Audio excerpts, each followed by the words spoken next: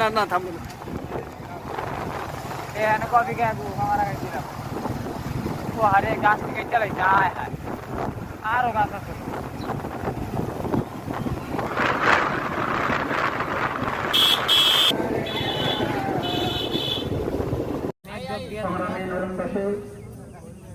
এই পর্যায়ে আমাদের সামনে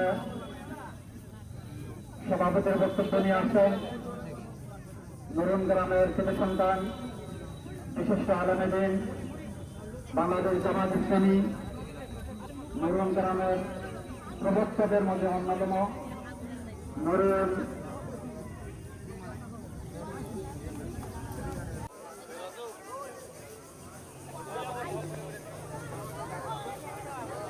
গ্রাম কমিটির সম্মানিত সভাপতি মাওলানা মোহাম্মদ আলী আকবর।